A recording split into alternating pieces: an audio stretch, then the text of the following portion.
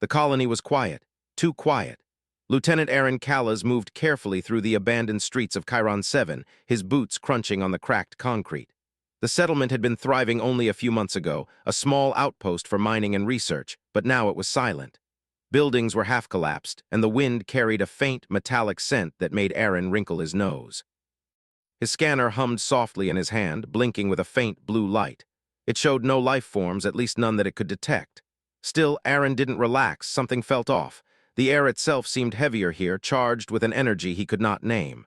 "Hello?" he called, his voice echoing down the empty streets. "Anyone here?" Only the wind, carrying dust across the broken windows and shattered walls.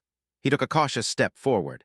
He had orders to survey the settlement and report on any unusual activity, but something about this place made him wish he could leave immediately. He shook his head, trying to focus. Orders were orders. He rounded a corner and froze. The light shifted strangely. At first, he thought it was a trick of the setting sun reflecting off a building, but then the air shimmered like heat rising from a desert. And then it happened. A figure appeared. It was a woman, but not like any human woman he had ever seen. Her skin shimmered slightly, almost translucent under the fading light, and her eyes were impossibly bright, glowing with a soft violet hue. Her hair flowed as if moved by an unseen current, and she wore clothing that seemed woven from light itself. Aaron's heart raced. He raised his hands instinctively, though he had no weapon drawn. Who are you?" he asked, his voice steady despite the panic rising inside him. The alien stepped closer, and her eyes locked on his. She spoke, her voice calm but commanding. "Why are you running from me, human?" "I don't know what you are or what you want." Aaron glanced down. Energy readings, strong, unfamiliar, spreading through the settlement in waves. Whatever this woman was, she wasn't alone. "Wait," he said quickly. Are you dangerous?" His mind raced for options. Run, fight, hide, all seemed wrong. His survival training kicked in, and he decided on truth mixed with bluffing. "I'm a human explorer," he said. "I mean no harm. But I will defend myself if I have to." "Your answer is interesting." He stumbled back, gripping his scanner tighter. "You humans," she said finally, her voice almost a whisper. "You run from fear, you fight with instinct, yet you survive because of something else." Her eyes bore into his, and for a moment Aaron felt as if his mind was an open book. He felt fear, yes, but also courage, curiosity, and determination, traits that she seemed to study with fascination. The wind picked up, scattering loose debris around them. Aaron's instincts told him to leave, but curiosity anchored him. "You're not going to hurt me?" he asked. She tilted her head, her gaze unreadable. Then she stepped aside. Behind her, the energy readings on his scanner intensified. Aaron realized there was more here than just her, some kind of power, some force he could not yet comprehend. I need to know what's happening here," he said, trying to sound confident. "There's something in this settlement. I can feel it." "Are you part of it?" He felt like a child staring into the heart of a storm. Suddenly, a distant rumble echoed through the settlement. Aaron's eyes darted around. The buildings were old, and he had heard rumors of unstable energy nodes left behind by the previous colonists, but this was different. The ground beneath them shook, and a low, humming vibration ran through his boots. The alien woman raised her hand, and the rumbling stopped instantly. Aaron staggered back, staring at her. "How did you—" he began, but she raised a finger to her lips. "Silence. You have answered my question without understanding it," she said. "Humans flee from what they do not comprehend, yet you stand. That is rare." He had survived ambushes, storms, and life-threatening missions, but this was something entirely new. He was dealing with a being that could see into his mind, control the environment, and speak in riddles that made his brain ache. "Why me?" he asked finally. "Why here? Why now?" He had barely survived training exercises on Mars, barely managed the bureaucracy of the Colony Council, and now he was supposed to understand what exactly. That humans might be significant in ways he could not yet fathom. The rumble returned, this time more intense. Aaron's scanner beeped frantically. Energy readings were spiking all around them. Something was happening beneath the colony, something old, powerful, and dangerous. Aaron's first instinct was to run. His second was to try to think. He had been trained for emergencies, and this, whatever this was, it demanded his full attention. He turned to the alien woman. "I need to investigate," he said firmly. "If something is wrong here, people could die." He had no weapons that could match her power, no technology that could rival the unknown forces at work here. But he had one thing. his mind, his courage, and his willingness to act when action was needed. He moved deeper into the settlement, scanning the rubble and broken buildings. His scanner led him to an old power hub buried under debris. Energy readings spiked as he approached, glowing lines running along cracked walls. He realized that whatever was buried here wasn't natural. Someone or something had left a trace of advanced technology. As he examined it, a whisper ran through his mind, faint, alien, but unmistakably present. "Do you understand, human?" He wasn't sure if the voice was inside his head or outside it, but he answered instinctively. I don't fully understand, but I'll try." There had to be a way to stabilize it to prevent a disaster. He reached into his pack and pulled out a multi-tool. He wasn't an engineer, but he knew how to improvise. Using his knowledge of circuits, power flow, and logic, he began to work, reconnecting broken nodes, diverting energy, and making calculations as he went. Minutes passed like hours. Sweat ran down his face, his hands shook, but slowly the energy reading stabilized. The rumbling stopped. Silence fell again over the settlement. Aaron looked up. The alien woman was still there, watching, her expression unreadable. "You have handled this well," she said finally. "Not with power, not with force, but with your mind. That is something few can claim." And whatever came next, he knew he would not run. He straightened, looking at her with determination. "I am human," he said firmly. "I don't run, not from you, not from anything." Aaron stood among the cracked buildings, feeling the weight of the alien woman's gaze on him. Her presence was like a quiet storm, calm, yet impossible to ignore. He wiped the sweat from his brow and adjusted his scanner, trying to make sense of what he had just experienced. He knew one thing for certain. The alien woman, Celeria, as he had learned her name, was testing him. But why? And for what purpose? The wind stirred around him, carrying the faint scent of something metallic, something alive. The settlement was no longer just an empty ruin. Every shadow seemed to hide a secret, every corner a possibility of danger. Yet he could not leave. Curiosity burned inside him stronger than fear. He needed to understand. "Follow me," a soft voice said suddenly, and Aaron turned sharply. Celeria had stepped closer, her luminous eyes scanning the ruins with precision. She gestured with her hand, and the energy readings on his scanner shifted, pointing toward a long corridor that led underground. "Why should I trust you?" Aaron asked cautiously. "I don't even know what you are." "You could destroy me in an instant." He realized that the ruins of Chiron 7 were not just abandoned structures.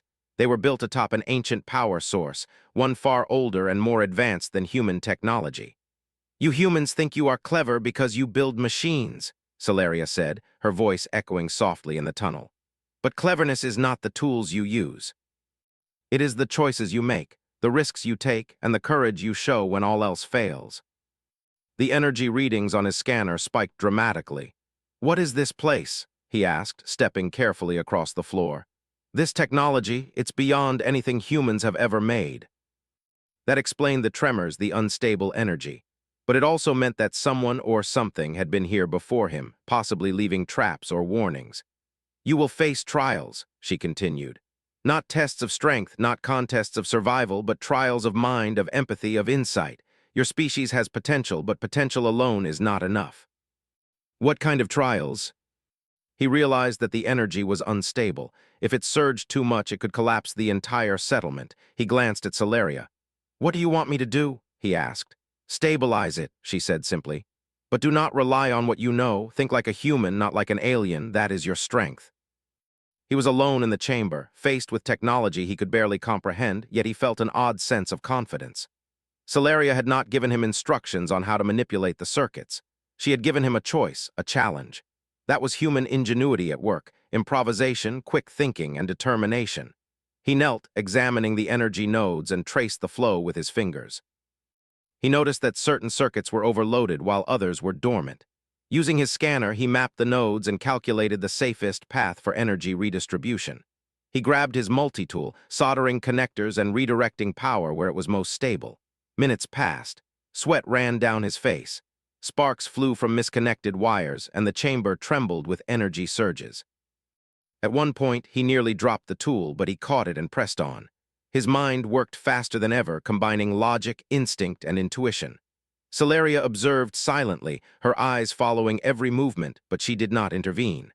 Aaron realized that her silence was the real test. She wanted to see how he reacted under pressure, how he would solve a problem with limited knowledge and resources. Finally, with one last connection, the energy stabilized. The humming of the circuits slowed, and the glowing runes dimmed to a calm, steady pulse. Aaron stepped back, breathing heavily, and wiped his hands on his uniform. "You have succeeded," Solaria said quietly. "Not because you understood the technology, but because you understood yourself. That is rare among emerging species. Because you are willing to act when others hesitate. You do not flee from fear, yet you do not rush blindly into danger. That balance is unique." And now he understood that humanity's true strength lay not in weapons or technology, but in creativity, empathy, and courage. The chamber hummed gently now, a soft reminder of the power it contained. Aaron took a deep breath and looked at Solaria. "What comes next?" he asked. She smiled faintly. "Next, you will face challenges that test not just your mind, but your heart. You will encounter beings who will doubt you, who will see only your size, your fragility, your mortality, and you will have to prove them wrong." Humanity had survived against impossible odds on countless worlds. He could face this too. "Then I will be ready," he said firmly. "Whatever comes, I will not fail." A holographic map appeared between them, showing other settlements, energy nodes, and strange, glowing symbols. Aaron realized that this was not just about Chiron 7. There were other locations, other trials, other tests waiting for him, and the outcome would not just affect him, but all of humanity. Aaron felt a mix of fear and determination. The weight of responsibility pressed down on him, yet he also felt the exhilaration of being chosen, of being tested, of standing at the edge of something greater than himself. "Show me," he said, pointing at the map. "Tell me what I need to do." They are lessons, and lessons are learned through action, not observation. Yet he felt no hesitation. He had stabilized the power node here, he had faced the unknown, he had survived, and he would do so again. "Then I will act," he said. "I will face whatever comes, and I will not run. And that is why you will continue." And he was ready to choose. The rumble of the settlement faded into silence. The lights of the chamber pulsed gently, a reminder of the energy and knowledge contained within. Aaron felt a thrill of anticipation. The trials ahead would be difficult, perhaps impossible. But he had already learned that the human mind, when pressed, could achieve what others deemed impossible. Solaria stepped aside, her presence calm and unwavering. "Go now, human. Your path is just beginning. And remember, the universe watches, and so do I." He did not yet know what lay ahead, but he felt certain of one thing. He would meet it head-on. And he would prove that humanity's spark, small though it might seem, could light the darkness of the cosmos. The corridor was dimly lit, but Aaron moved forward with steady steps, his eyes scanning the walls for any anomaly. The energy readings from the chamber still lingered in his mind, a reminder of how delicate the balance of power here was. Each pulse, each hum of the circuits beneath the surface, reminded him that the universe was larger and stranger than humanity had imagined. Solaria followed silently, her presence like a shadow, watching without interfering. Aaron had grown accustomed to her enigmatic gaze, but it still made him uneasy. He wondered what she thought of him, whether she considered him clever, reckless, or just another human stumbling blindly through trials. "You must understand," she said softly after a long pause, "that not all beings you encounter will welcome you. Many will doubt you, judge you by your size, your fragility, your short lifespan. Others will underestimate the spark of your kind." He had faced skepticism before, even within his own species, but dealing with it on a galactic scale felt overwhelming. Still, he reminded himself that humans had survived far worse deserts, storms, hostile planets, and even wars. They adapted, learned, and endured. He could do the same. The corridor opened into a wider chamber. This one was unlike the first. It was a blend of alien architecture and natural formations, as if the room had grown organically around machinery. Vines of luminescent fibers snaked along the walls, pulsing with energy that seemed almost alive. At the center, a holographic interface hovered in midair, displaying unknown symbols and shifting geometries. Aaron's scanner beeped frantically, detecting multiple life forms nearby. He froze. They were not human, not Solaria either. His mind raced. He had been warned that trials would come in unexpected forms, but this was more immediate than he had anticipated. From the shadows, small alien creatures emerged. They were humanoid but delicate, with long limbs and reflective skin that glimmered like polished metal. Their eyes were large and their expressions unreadable. Aaron instinctively raised his hands. "Do not be afraid," Celeria said softly, though her tone carried authority. "These are the first witnesses of your trial. They will judge you, human, as much as you judge them." The creatures approached cautiously, their movements precise and deliberate. Aaron noticed their reflective skin caught the light of the holographic interface, creating shifting patterns on the walls. He tried to appear calm even as his heart raced. "I come in peace," he said slowly. "I do not wish to harm you. I am here to understand and to learn." Aaron realized he was being tested on observation, empathy, and adaptability. He had to learn their language, not words, but gestures, rhythm, and intention.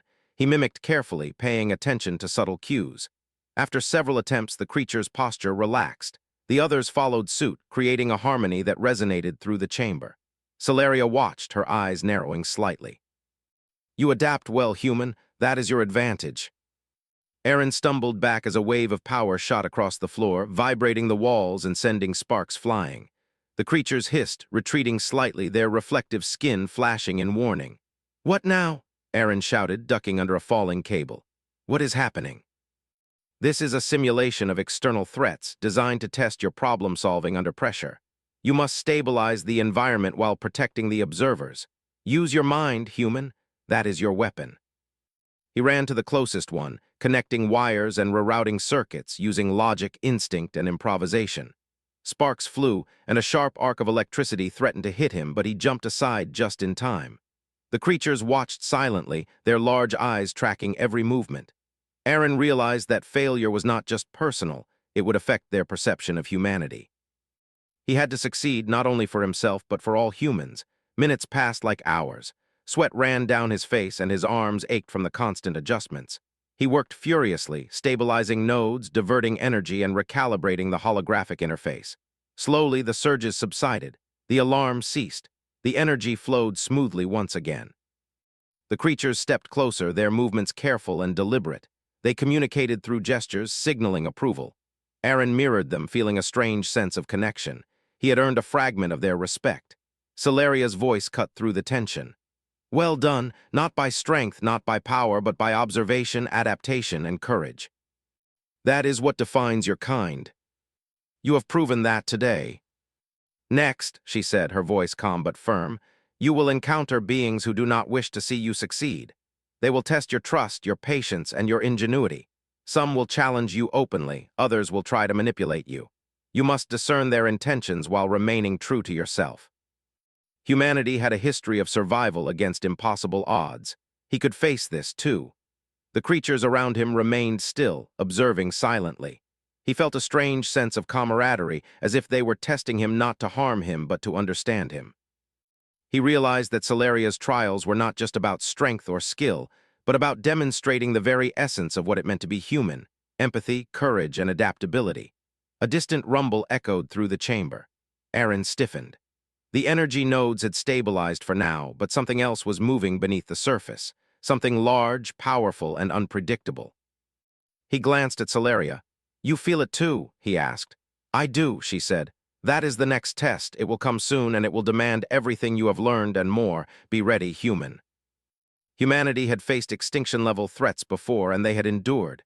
They would endure again. The creatures around him began to move, guiding him toward a new chamber. This one was darker, filled with shadows and strange, pulsing lights. Aaron could feel the energy shifting beneath the floor. It was a puzzle, a danger, and a trial all in one. He moved carefully, his mind alert, every sense heightened. Celeria's voice followed him.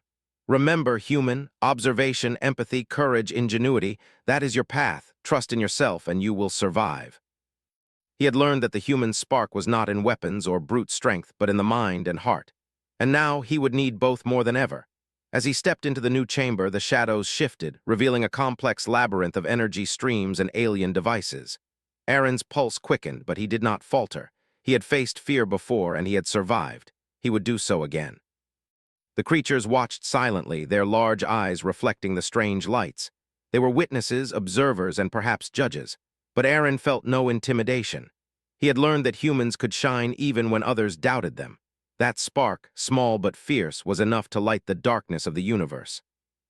And with that thought, he stepped forward, ready to face whatever came next, knowing that humanity's greatest weapon was not in their strength, but in their courage, ingenuity, and unyielding spirit. The labyrinth stretched before Aaron like a living puzzle. Shadows shifted in strange rhythms, reflecting the pulsing alien lights across the walls. The energy beneath the floor hummed with a low, steady vibration, almost like a heartbeat. Every instinct in Aaron screamed caution, yet his curiosity pressed him forward. He had come too far to turn back now. Celeria remained behind him, her luminous figure silent and watchful. Her presence was a reminder that he was not alone, but also that he was being observed. She had not touched the machinery, had not given him instructions, and had not interfered. This was his challenge, and she would only judge the outcome. Aaron's scanner beeped sharply. Multiple signatures appeared on the display: movement, energy fluctuations, and something mechanical. Not alive, not organic, but very much capable of destroying him. His pulse quickened. "Something's coming," he whispered, crouching behind a low wall of alien rock and circuitry. The faint vibration under his feet grew stronger.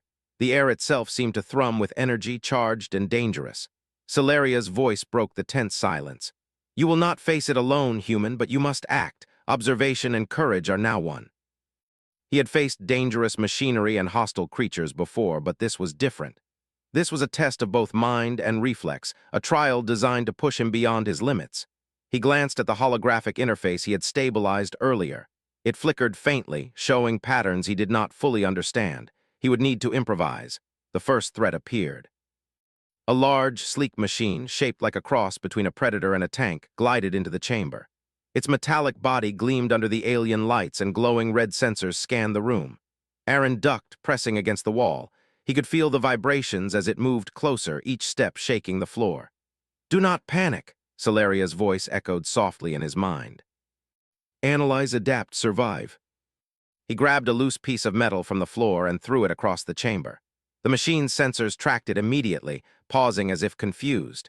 Aaron seized the opportunity and darted toward one of the control nodes. He pried it open and rerouted a small stream of energy toward the approaching machine. Sparks flew as the metal beast faltered, its movements jerky and unpredictable. The creatures from earlier watched silently, their reflective skin flashing with light. They made gestures that Aaron began to understand as encouragement. His heart pounded, but he focused, using every skill he had learned. Improvisation was his strength. It was human nature to adapt under pressure. Another machine entered, larger and more advanced, its sensors glowing a deep crimson. Aaron's pulse quickened, but he did not freeze. He climbed onto a raised platform and used a network of conduits overhead to redirect power, creating a temporary electromagnetic field that disrupted the machine's movement. Sparks arced across the room, illuminating the chamber in bright flashes. Celeria observed silently, her violet eyes narrowing slightly. "You act with ingenuity, human. That is why you have survived." He glanced at the creatures again. They were moving closer, signaling through gestures he now understood as approval and guidance. He realized that he was not just fighting alone. He was learning to communicate, to anticipate, and to adapt, to survive with intelligence rather than force. The largest machine advanced, sensors fixed on him. Its movements were precise, calculating, and deadly. Aaron's mind raced. He noticed a weak point, a small panel on its side, exposed by a gap in the energy field. He needed a plan. He scanned the room quickly, taking in the positions of conduits, reflective surfaces, and nodes. With a deep breath, he leapt from the platform onto a suspended cable, swinging across the chamber. Sparks flew as he connected one of the exposed nodes directly to the panel, overloading it with energy. The machine shuddered violently, smoke rising from its core. It collapsed with a heavy clang, motionless. Aaron landed on the floor, chest heaving. The other machines halted, retreating as if reassessing their strategy. He realized he had not just survived. He had succeeded by using his environment, his mind, and his courage. Celeria stepped forward, her expression unreadable. "You have passed this trial not by strength, but by observation, ingenuity, and courage. These are the qualities that define your species." I didn't know if I could do it," he admitted. "They were relentless." He had stabilized alien energy, communicated with strange creatures, and fought machines far beyond human technology. And yet, he felt a strange sense of exhilaration. He had learned something profound. Humans survived not by being the strongest, but by being the cleverest, the most adaptable, and the bravest when facing the unknown. The creatures from earlier stepped forward, surrounding him. They moved in patterns that were deliberate and precise, guiding him toward the next chamber. Aaron realized that this trial was not just about individual skill. It was about teamwork, observation, and understanding other beings, even those who were completely alien. As they moved, Solaria's voice echoed softly. You will now face challenges that test your trust. Others will try to deceive you, manipulate you, or test your patience. You must discern truth from falsehood, ally from adversary. That is your next trial. They had survived wars, pandemics, and harsh planets through resilience, judgment, and unity. He could do the same here. They entered a new chamber, one vast and open, with multiple platforms suspended over a glowing energy field. Shadows moved across the floor, revealing figures that were humanoid but not human. They were observing him, some openly hostile, others curious. Aaron instinctively assessed the situation. Approach carefully, Solaria whispered. Not all will welcome you, some will seek to test your reaction. Act with caution and clarity. I mean no harm. Observation, adaptation, empathy, the same tools he had used in previous trials, would serve him here as well. He continued to mirror the gestures, responding to cues and subtle changes in posture. Gradually, the hostile figures relaxed, forming a circle around him. Solaria's voice resonated in the chamber. You are proving that humans are not merely survivors. You are learners, adapters, and innovators. That is why your kind continues.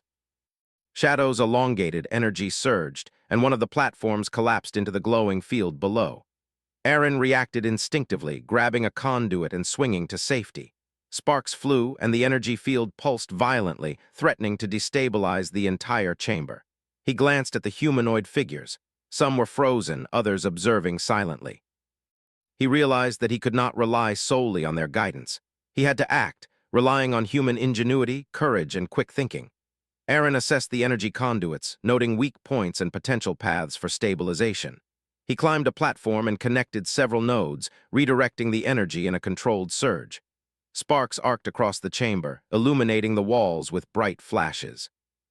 The disturbance subsided, the energy stabilized, and the platform remained secure. The humanoid figures moved closer, signaling approval. Aaron exhaled, exhausted but relieved. He had passed another trial, relying not on brute strength but on adaptability, observation, and courage. Solaria stepped forward, her luminous eyes reflecting pride and subtle amusement. You are learning, human. Not merely to survive, but to thrive. That is why you will continue. That is why your kind will endure. He looked at Solaria, then at the humanoid observers. I am human, he said firmly. I will face every challenge, every trial. I will not fail, not because I am strong, but because I will adapt, learn, and endure. And that is why you will continue into the trials ahead. And with that thought, he stepped forward into the shadows, prepared to face whatever came next. Knowing that ingenuity, courage, and unyielding spirit were weapons no machine or alien force could ever truly destroy, Aaron stood at the threshold of the final chamber. The labyrinth behind him had tested every skill he possessed, challenged every instinct, and pushed him to the limits of his courage and ingenuity. The energy hum in the air was constant now, steady and powerful, like the pulse of a living world. He knew this was the last trial, the one that would determine not just his fate, but the fate of all humanity in the eyes of Solaria and the beings she represented. Solaria's form shimmered beside him, silent and watchful. Her violet eyes reflected both the glow of the chamber and something deeper, something almost like anticipation. Aaron swallowed hard. He had learned to read her expressions over the past trials, but even now he could not predict her thoughts. You have come far, human, she said softly. And yet this is the moment where your choices matter more than your skill, your courage more than your speed. Are you ready? Whatever comes, I will face it. The readings were off the charts. The node was unstable, and if it collapsed, the energy could engulf the entire planet. He realized immediately that this trial was not just about intelligence or courage, but about responsibility. One wrong move, one misjudgment, and countless lives could be lost. Solaria's voice echoed gently in his mind. Observe first, understand second, act third. Do not rush, human. The trial is not merely to survive. It is to protect, to create, to understand the consequences of your actions. He saw the weak points, the areas where energy surged dangerously, and the spots where stability could be restored if manipulated correctly. Time seemed to stretch. The energy pulsed faster, louder, vibrating through his body. He had faced dangerous machines, deceptive beings, and unstable energy fields before, but this felt alive, almost sentient. It reacted to his presence, testing his decisions. He reached for his tools but paused. No human tool could handle this directly. He would have to improvise, combining logic, observation, and intuition. Humanity had survived countless impossible odds by thinking, by adapting, and by acting with courage. He would do the same here. Aaron touched a nearby conduit, redirecting a minor flow of energy toward a weak node in the floating structure. Sparks arced across the chamber, and the holographic runes shimmered, responding to his adjustment. He moved quickly, balancing on floating platforms, rerouting energy, and stabilizing the node in stages.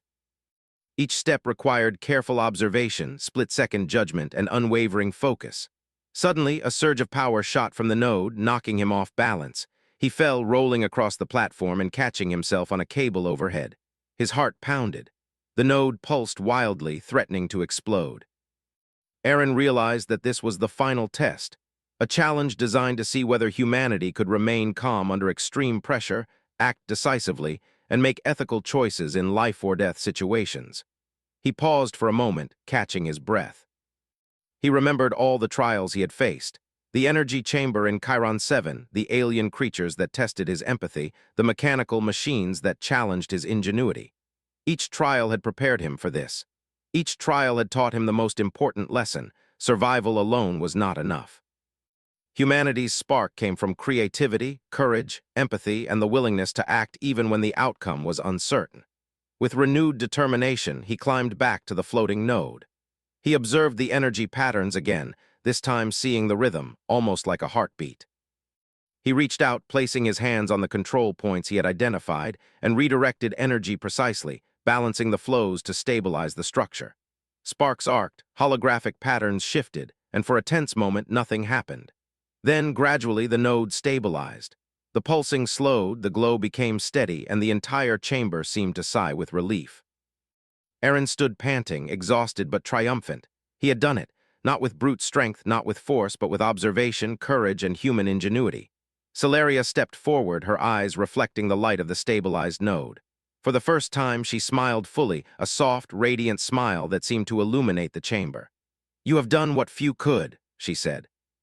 "You have faced trials beyond imagination and succeeded because of who you are, not just as a human, but as a representative of your kind. You have proven that humans do not merely survive. You thrive, you adapt, you endure." Humanity had been underestimated across the galaxy for too long, seen as fragile, reckless, or insignificant. And here he was, proving that their spark, small but brilliant, could illuminate even the darkest corners of the universe. The humanoid observers from earlier approached, their reflective skin glimmering. They gestured toward him, signaling acknowledgement and respect. Aaron realized that he had not just passed the trials for himself, but for all of humanity. The judgments of these alien beings would ripple outward, changing the perception of humans in the wider galaxy. Celeria's voice broke the momentary silence. "Humans are rare in their combination of curiosity, courage, and compassion. You have demonstrated these qualities fully. Others will see what you have accomplished here and understand the potential of your species. And that is why your kind will continue. Not by force, but by thought, observation, and heart. That was what made humans special, what allowed them to thrive where others failed." He stepped closer to Celeria.